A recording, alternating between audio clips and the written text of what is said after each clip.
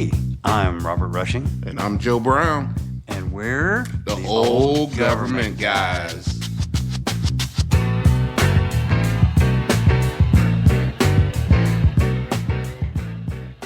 Old Government Guys is a podcast where we seek to highlight ordinary feds who do extraordinary things and shed light on and recognize your friends, family, and neighbors who comprise the government workforce.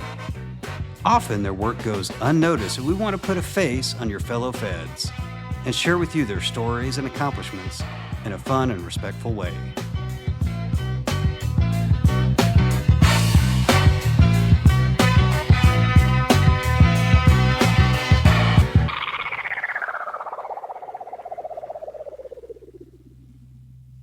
Hey, Old Government Guy Robert here, and I wanted to welcome you to episode 5.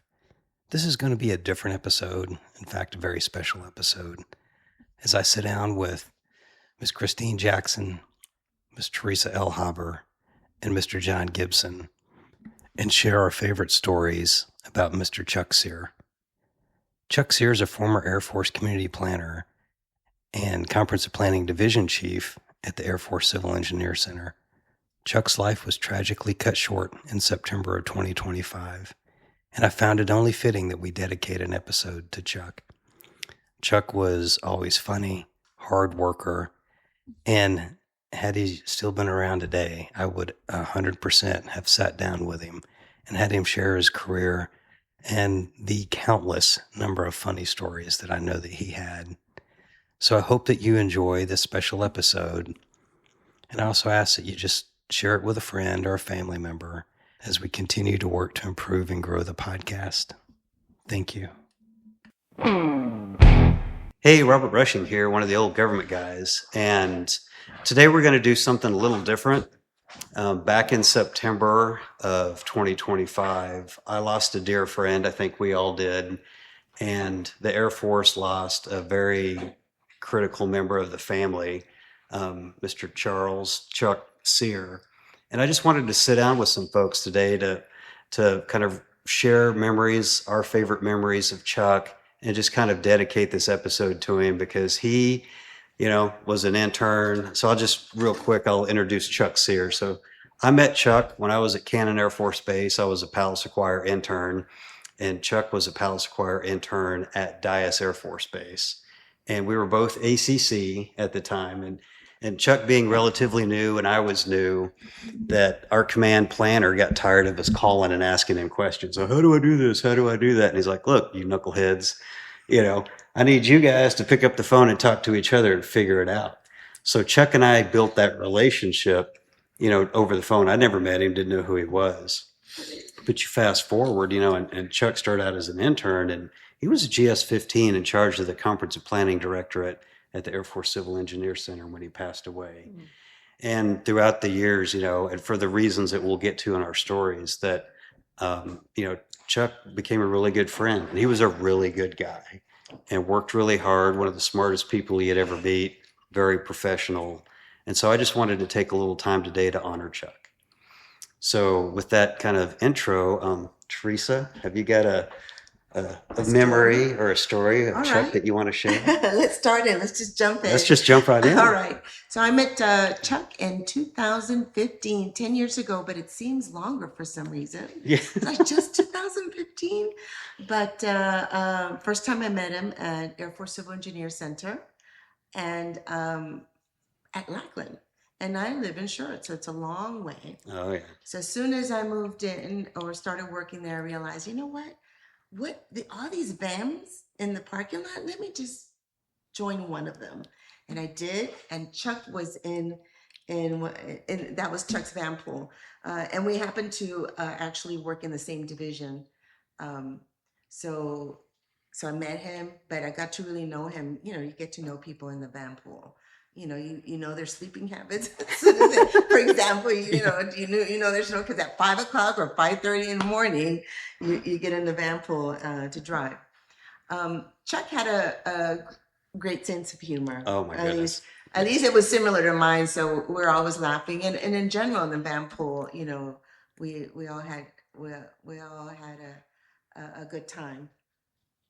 One of the he did have a couple. I'm sure he had more than one nickname for me. I think he had nicknames for everybody. So I like his nickname for me, which is T. I think he's the only one that T. calls me T. I like that. Hey T. That's Chuck. But another nickname he had for me was Road Rage. Again, van pool. Why did he call you Road Rage? Road Rage. Well, as being in the van pool, everybody gets a turn to drive. And on the way home, from Lackland to Schertz, we took I-10. So they're driving I-10, and I guess I always had the habit, a lot of lanes from Lackland on I-10. For some reason, I get to talk, and I'm on the right lane, and it's the exit only lane going to I-35, and then I hear, some people like, Teresa, you need to move to the other lane. I got it, I was fine. So then I start speeding up a little bit because I have to move to the left lane, and traffic is a little bit heavy. So I speed up, and as soon as I speed up, the other people and I think Chuck was the one who egged him on. Told me to move to the left. But another person, which will be nameless, said, Teresa, if you get a speeding ticket, it's on you. Well, of course I know that. Like, who else are they going to bill? Right? So at that time, and of course I have a lead foot. So I just kept on and so a little bit of rage came over me, and it must have been like a couple of seconds, but I'm sure it probably felt like a minute or so, but it wasn't that long. I don't think. So I think I put the fear in them. And for the rest of the drive, and at least 40 minutes, I'm sure, silence in the van pool. Silence. Now, I didn't hear road rage from him like the day after. He was nice enough to wait like a week or so, and then he started telling the story. And then he started telling the story. So he was nice enough to that waiting period before it's a good time to jump in and talk about Teresa and her driving habits. So that's my story. John? Okay. I'm going to tell a story at the time that I really got Chuck mad. Remember Outkick 2.0? Yes. And they were reorganizing everything. And the European Wafer Program had been in the Air Force Installation Business Support Center, but they were moving it to Outkick. Yep. And the supervisor at that time, Dave Funk, said, we got this new program coming in, and I don't know who to give it to. And this is in the middle of a staff meeting, and I raised my hand, and I said, Dave, mine. That did not make Chuck very happy at all. He didn't want it. Oh my goodness. But because I took it, he got it, and he was not real happy with me. Because excuse me, Dave wasn't your boss. Chuck was. No, David was the division Was chief. Chuck's boss, right? But when Chuck's boss, and Chuck was my boss, but Dave and I were friends from other circumstances. Yeah. So, it's just easy for me to raise my hand to Dave, mine. I'll take it. I could see Chuck too. We don't want more work. But it worked out real well. Yeah, it did. It did. Yep. Christine, do you have a Chuck story you'd like to share with us? Well, when I met Chuck, we were actually doing the Rambler. Was that the first time you met Chuck? That was the first time I've ever met Chuck. Oh, and my goodness. I don't know why I was a part of that, because in no way am I an exerciser person. But I was going to ask, the Rambler 120. We're to do the Rambler 120. We're to do, what was it, 10 miles? You had to right. run. So you had That's the one they had up at Canyon At Lake. Canyon Lake, that's okay. right. All right. Ride, run, and row. Bike, run, and row. Right. And so the first time I met Chuck, he was on the Rambler, and I'm sure he was pulled by you or Dave Dentino, right? And we get into Chuck's truck, to drive somewhere. And the cologne in that truck made my eyes burn. It was so strong. It's like, who needs this kind of cologne? He must have sprayed it. Who wears cologne for a triathlon? Chuck wears cologne. So my first experience is everyone giving him a hard time about this. And I'm like, I like this guy because he can take it. Yeah. And so, and then, I call them divine appointments, God hugs, whatever you want to call them. But, Chuck calls me one day, under a very awkward situation. His ex-wife had worked for me, and it's just weird. So we kind of connected. But then, I knew Chuck on and off, but I got to AFCEC. And my partner, who I work closely with, Sean Rose, says, hey, I always go to lunch with this guy, and he goes to introduce me to Chuck. Yes. And so he doesn't know that I already have a history with Chuck. And the three of us ate lunch every day. We were, Oh, wow. And so actually, I mentioned earlier, I was adopting kids. I had just gotten the kids, and my youngest was a baby. He was 6 months old. I had never been a parent. I don't know anything about raising boys or raising kids. So literally they were surrogate dads, Right. To me, like, help me with, things about boys that I had no idea. They'd laugh and then they had to explain it. And they were so vital to me back then. Yes. But Chuck's banter with Sean and I, and I remember, Teresa, actually, you guys sounded like an old married couple. You would go at each other all the time. It was hilarious. But that was Chuck. I mean, he'd come over. He would use our area as a place to vent and just take a break. Right. Yes. Through the cubicle farm, and so that's how I knew Chuck. And my stories with Chuck are just really. We've had a lot of laughter and a lot of Yes. really serious times and good conversations. I remember just, we all went out to lunch. Whenever you would come into town, we'd all get together, and Chuck was there, and we'd always tease him about, everything and anything, and what he was wearing, or everything. And especially from you, Robert, and Yes. and he took it so well, and he'd dish it back, and that's what I like about government workers Yes. too, is we know how to work, we work hard, we play hard, but there's a banter Right. amongst us that no one ever walks away with hard feelings. Yeah. We know it's all in good. We know it's because we care. So quick story about that Rambler 120 team. So if you'll remember, so David was at that point, he'd already done his Ironman. Yeah. And Chuck was into cycling. Mm-hmm. I was I don't think I had started really to get in shape at that point. And I said, let's put a team together, and we're going to have fun, and we're going to finish last. Mm-hmm. The goal was to finish last. We were so bad, we messed that up. We Because couldn't even get that right. we finished second to last. You're like, Who's in the last? that's what I said.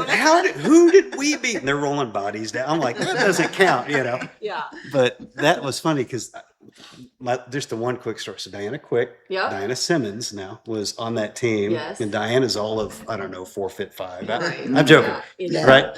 Yeah. So I just remember, I don't know if you remember this, we were doing the bike relay, and I jumped on my bike, and the little derailleur in the back just exploded. Bam! Yes. And Diana runs up, she goes, use my bike, Mr. Russian. And I'm like a clown, my knees are, because it for like the first 20 feet, you're like, all right, let's go. And it's like a 10-mile bike ride or whatever. I was like, this is terrible, of all the bikes.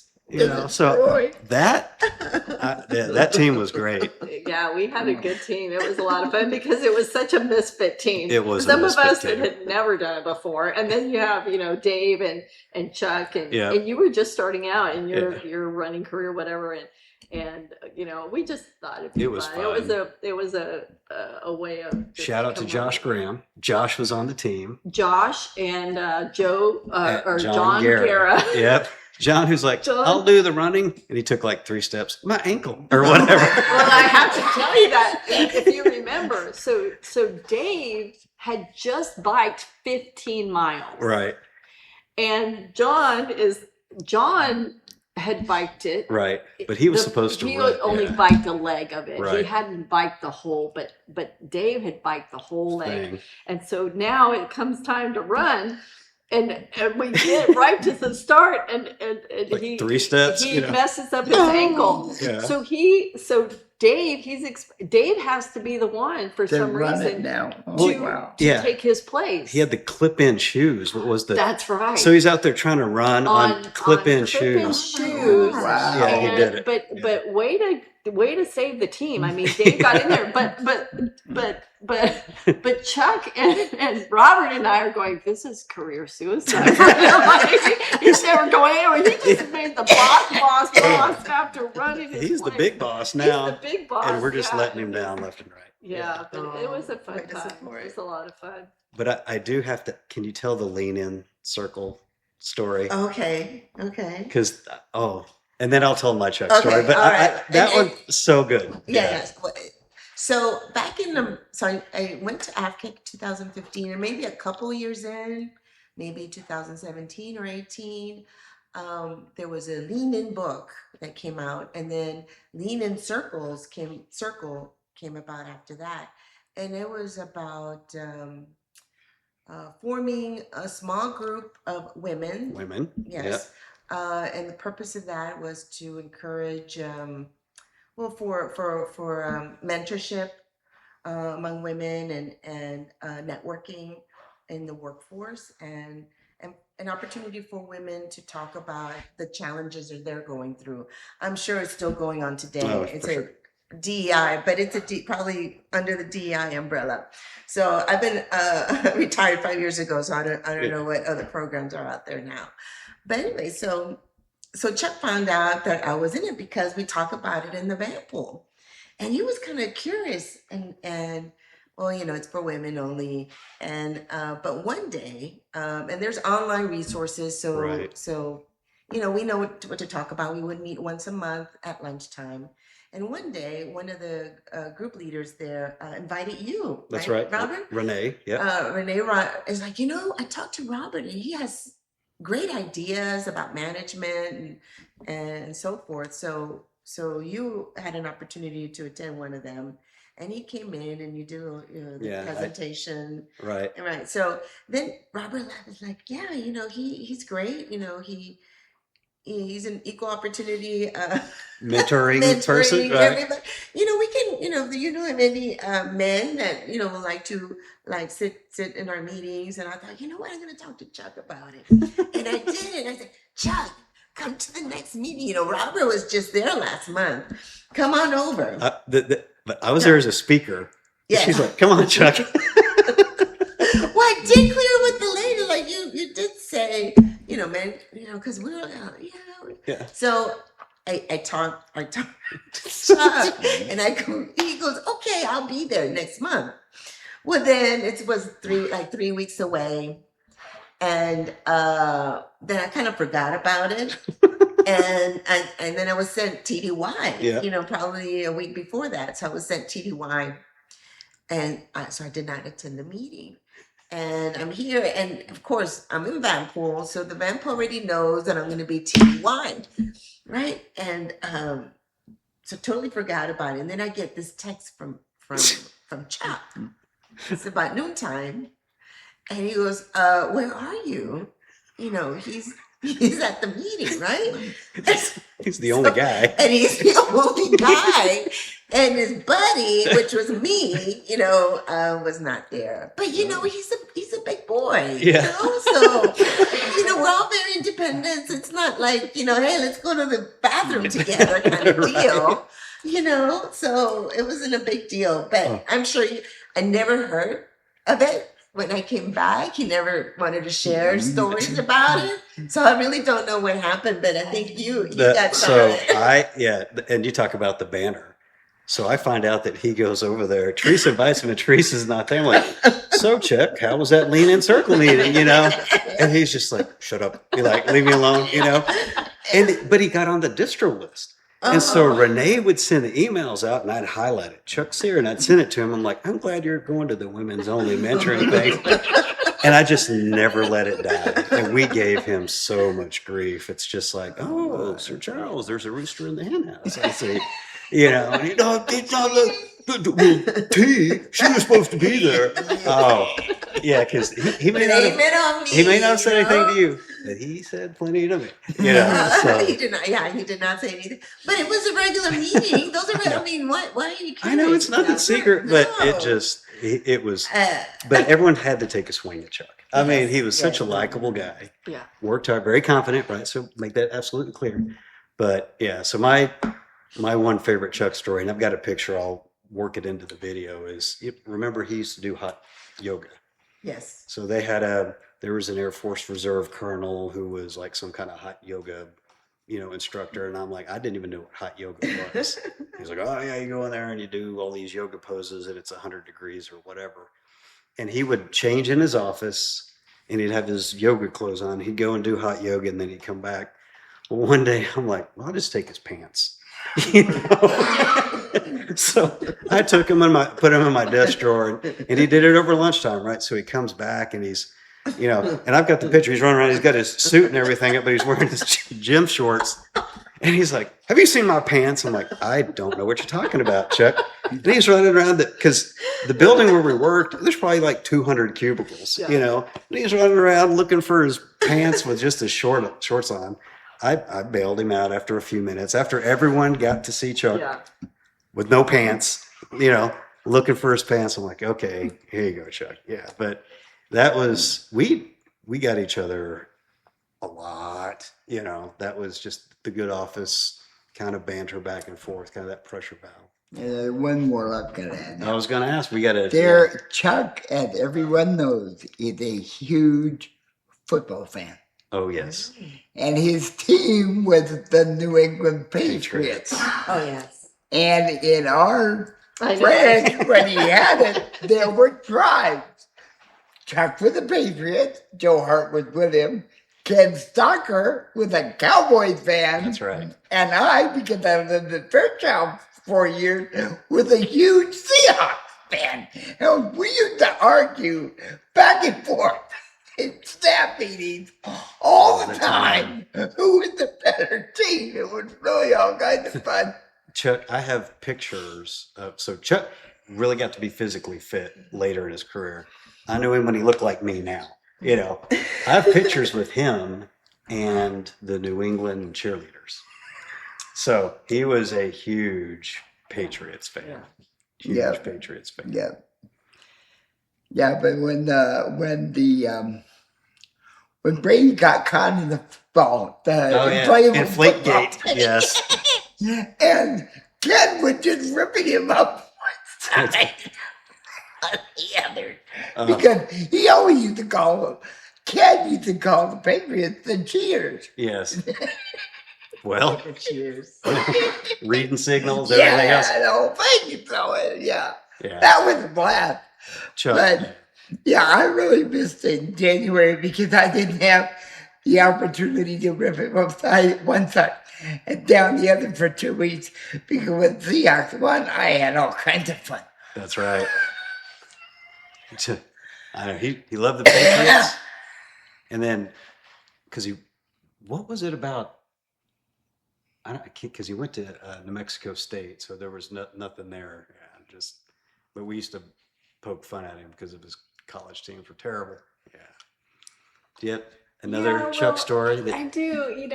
The one thing about Chuck, he was an easy target. I mean, he just opened himself wide open. But the memories I have, are more the sentimental, like Yes. fishing. We went on the deep sea fishing trip, and just being so attentive and I'm a fisherman.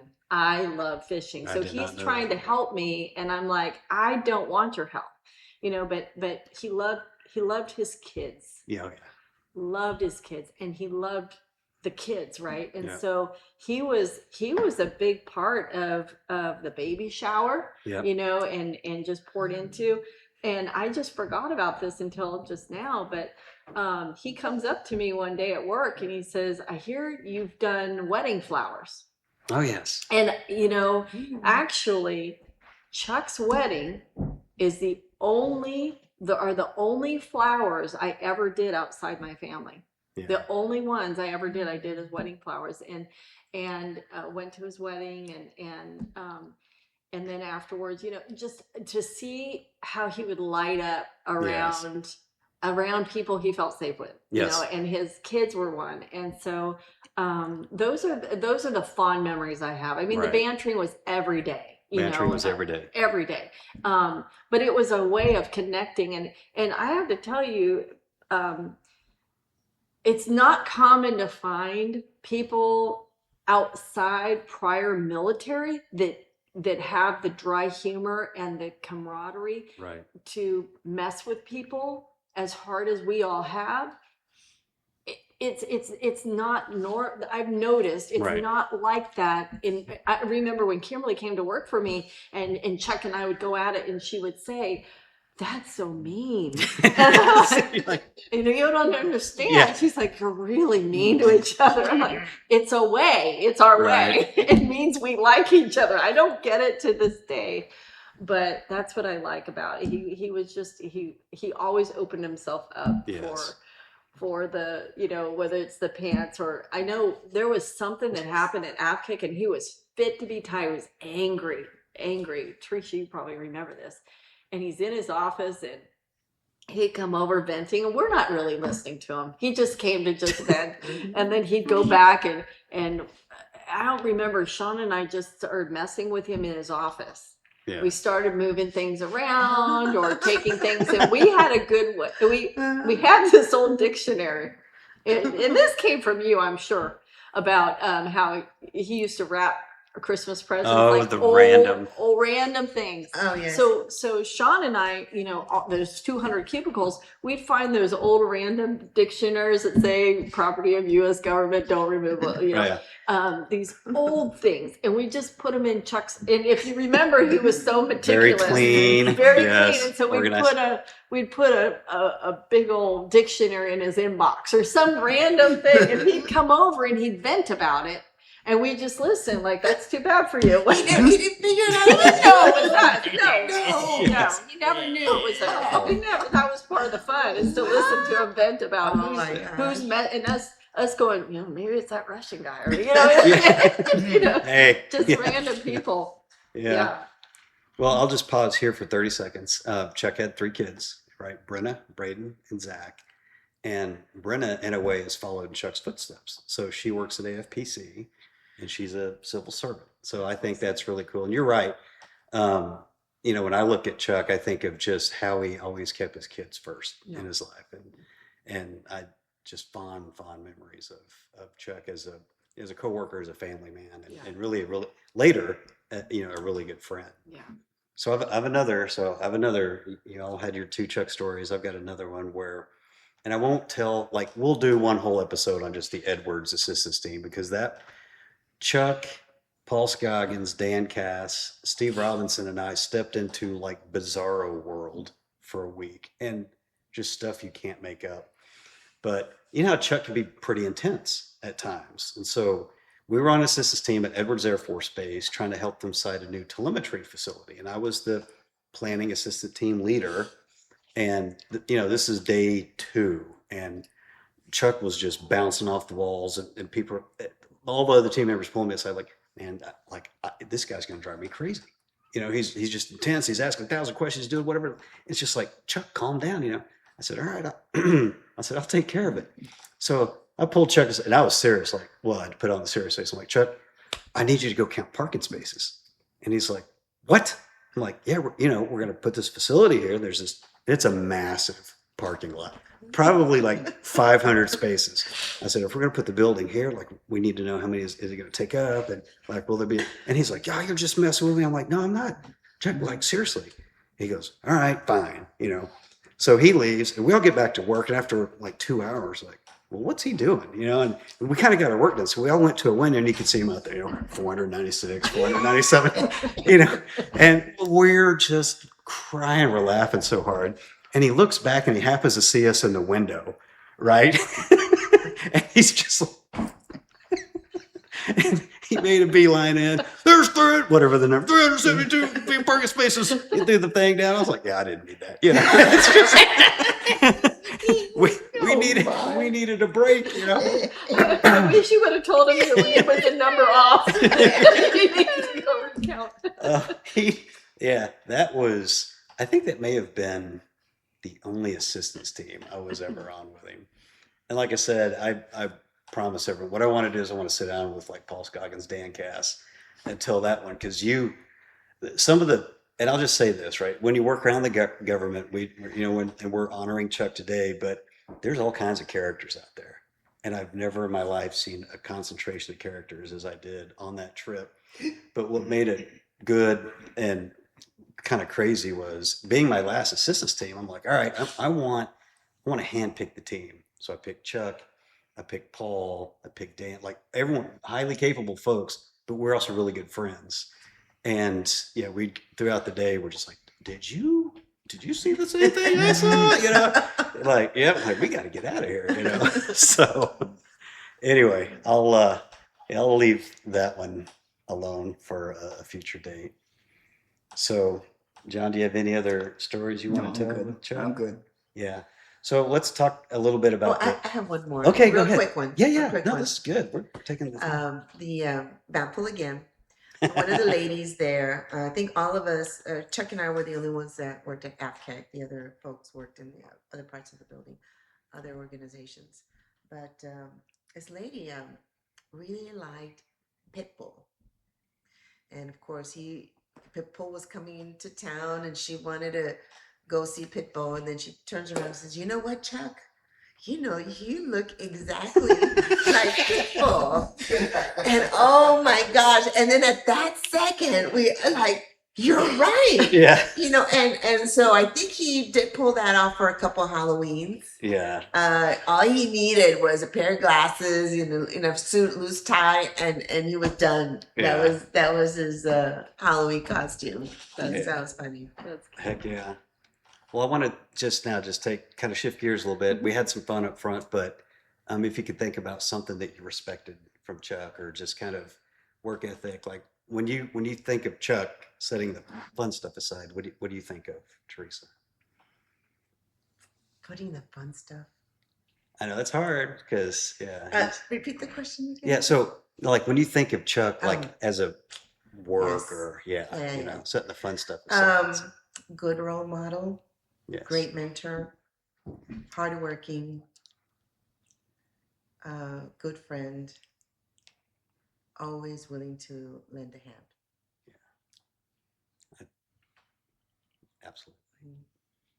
John, do He you have any bailed questions? me out once. I had a supervisor when he was the branch chief, who will remain nameless. And she wrote me up for some little piddly thing. And it got to Chuck. He said, "Yeah, she wants to suspend you for 3 days." And I just go, "You're kidding me." And then he goes, John, don't worry about it. We're going to do it over a weekend." Yeah. So you're fine. You're not going to lose anything. He was always willing to help. Yeah. He was. So that was good. That's, yeah. I think for me, Chuck was transparent. You knew what you got. He was very caring. He when it's matters of family or really serious things, he was very present. I never remember Chuck being distracted when he was talking to me. I don't ever remember him like his mind trailing off. He was present. And I think that's what stands out the most for me is he took matters that I cared about at heart that he cared about too. Right. And he was very open about his relationship with his kids, very open about how he felt about them. And he loved really well. Yes. And you knew he did, with the bantering and everything. Even then, it was a form of love. And so, I hold that close to my heart that, he stood out, not that we all don't in our own way. Right. But he was kind of there for everyone in different ways. He made himself available to everyone in different ways. And he reminds me a lot in just to kind of parallel to you, Robert, is he could talk to anyone at any level. Like he never ever came across with errors or as smart as you guys are. He's able to talk at any level to anyone.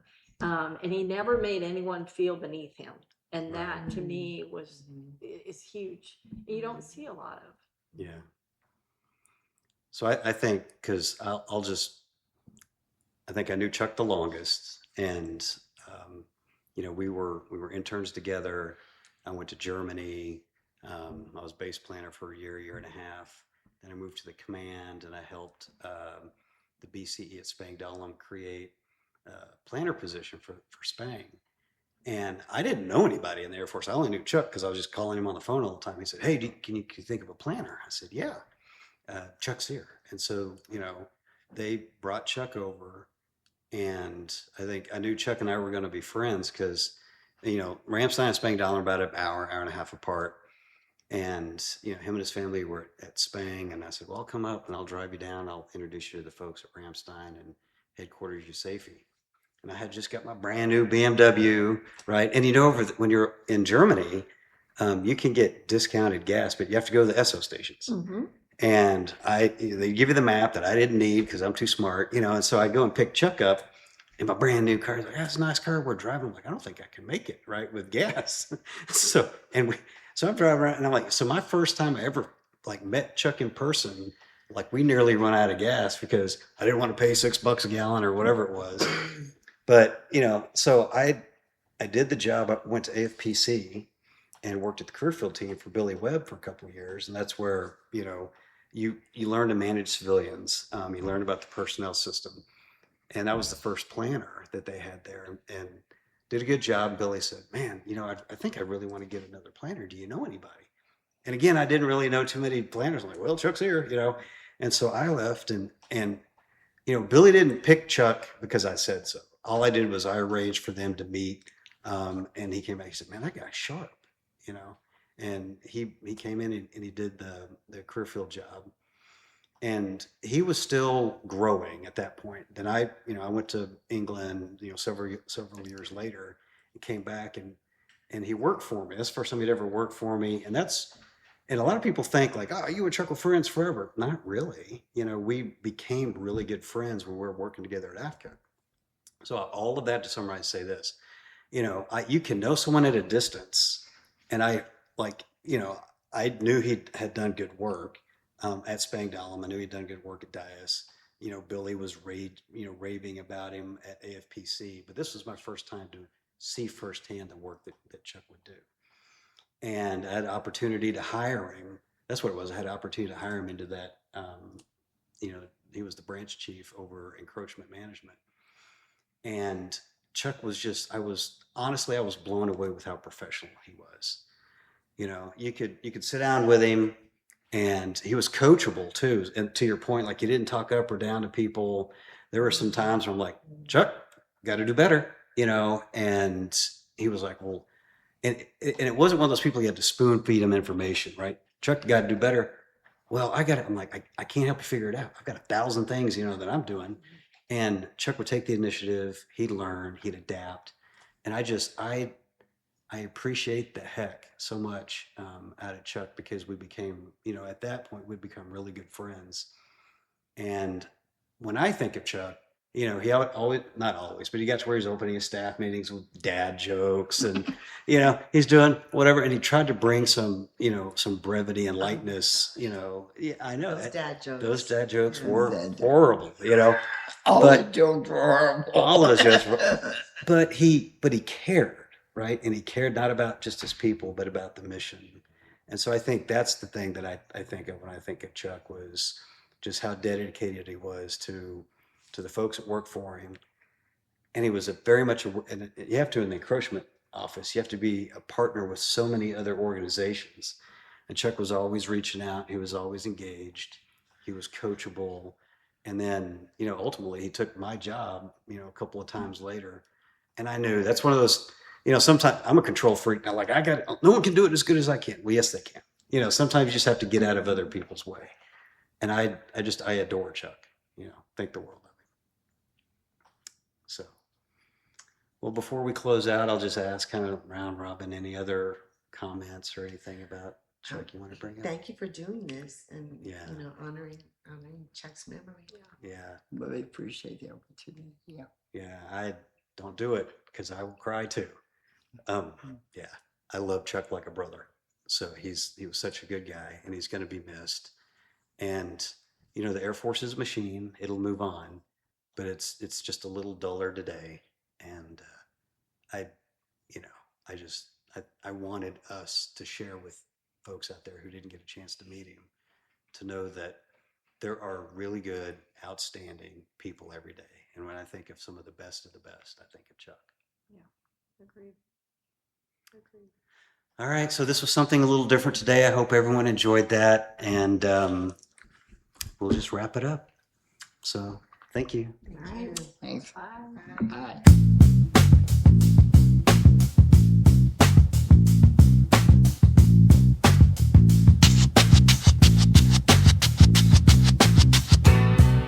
And there you have it.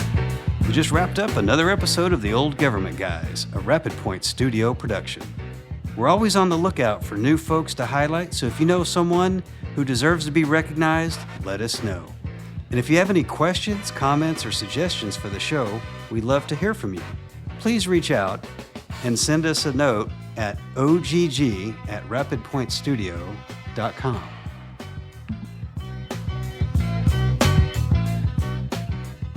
Old Government Guy Robert here.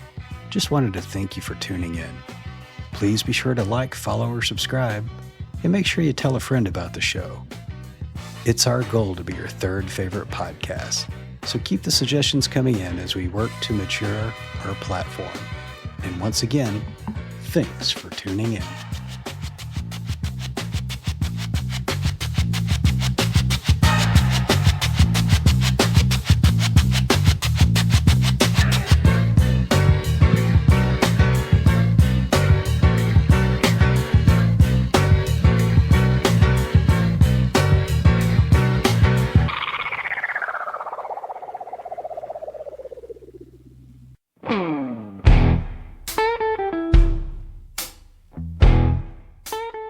Hey, Robert Rushing here, and I just wanted to take a few minutes to introduce Bo Bloomer. He's with the Checkmate Realty Group, and let Bo tell you a little bit about what it is he does. So we're super excited to be able to continue to help folks. I'm retired Air Force, and you talk about your service, and one of the things that we do now is that we're able to continue our service by helping folks find homes, find a house that their family can make a home. We're here across all of DC, Virginia, and Maryland. And what's great is that individuals moving in from all the different locations, as well as people here that might be downsizing or even maybe looking for an investment, something like that. We're kind of all your real estate needs, your one-stop shop. So looking forward to help out individuals. One of the things that we often will talk about is that if individuals have not moved in the area yet, we can help you out by being your boots on the ground and walk through and do FaceTime videos or any kind of thing like that, so that you can see a home if you're interested in that. Other than that, we are also super adept at picking up folks at the airport. If you're coming out for a house hunting trip, matter of fact, I've got one tomorrow with an individual coming out from Arizona. pick you up at the airport or drive you around. You can look at different areas. We can give you a different sense of like this little town or that little town, so that you can really find a place you fall in love with and that your family's going to have a wonderful place to make a home. All right. And as a customer, I can say this. When we moved to the NCR, it was a change of agency for me. The family was stressing, in the middle of the pandemic. And one thing we didn't have to worry about the house because we knew that you were going to take care of us. And so, Bo, I thank you for that. Thanks so much, Robert. It was an absolute pleasure working with you, and being able to help out folks is the top of our game. We love doing that. All right.